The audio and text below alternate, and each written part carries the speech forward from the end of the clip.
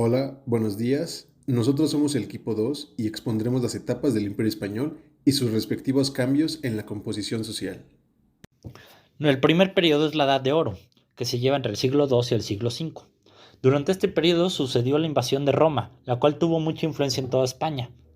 Esta invasión fue de las principales causas de la creación del mundo cristiano. La definitiva remanización de la península comenzó con la conquista de la ciudad de Numancia. Los reyes visigodos establecidos en Toledo realizan la unidad ibérica. Los concilios de Toledo eran asambleas político-religiosas donde la representación se reducía a la nobleza y la jerarquía religiosa. La sociedad española sufrió un desgarre social. Esclavos y colonos vivían en la miseria. Las oposiciones religiosas y raciales aumentaban. Por ejemplo, la persecución de los judíos.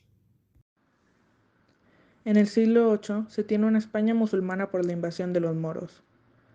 Las rivalidades entre los visigodos facilitaron la entrada de los musulmanes a la península, desde el norte de África, con un ejército en el Peñón de Gibraltar.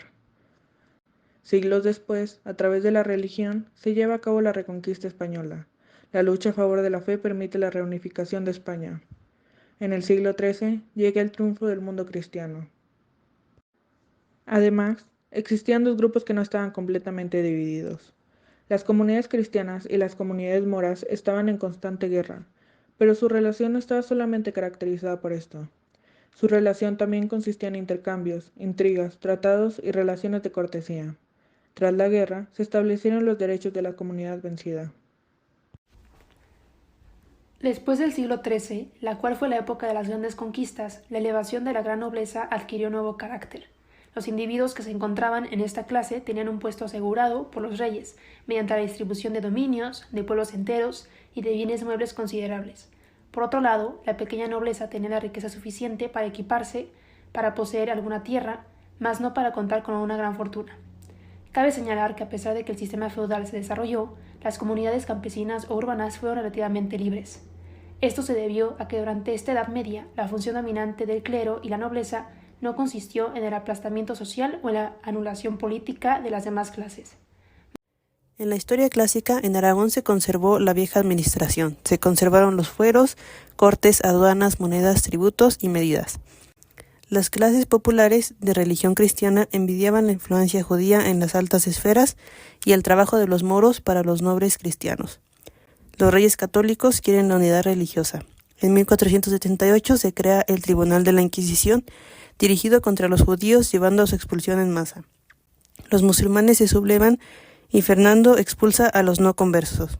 Tienen distintos hábitos de vida, pensamiento e intereses. Son una minoría nacional que se combate con propaganda, separación familiar, represión y confiscación de bienes. Para los reyes existe la identidad fundamental entre el catolicismo y la solidez española.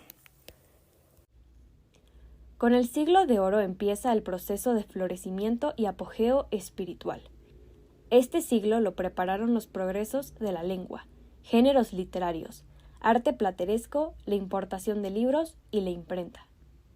El universalismo católico ya no está constituido por fórmulas universales antiguas, más bien está influido por ideas medievales, nacionales y populares.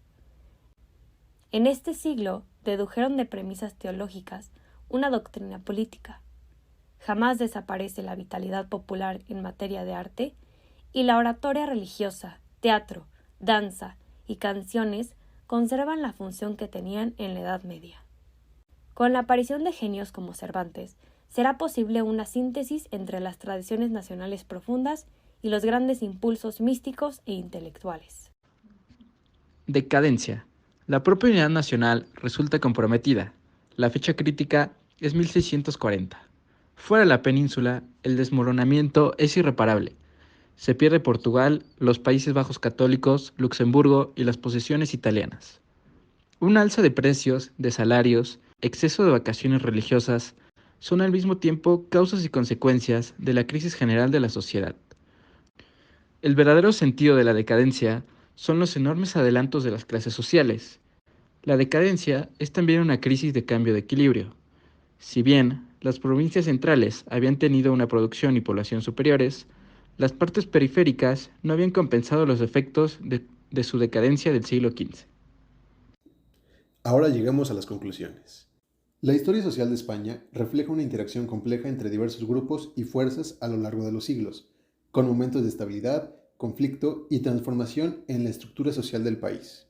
Estos periodos reflejan la complejidad y la riqueza de la historia española, donde factores políticos, religiosos, sociales y culturales han interactuado para dar forma a la identidad del país a lo largo del tiempo.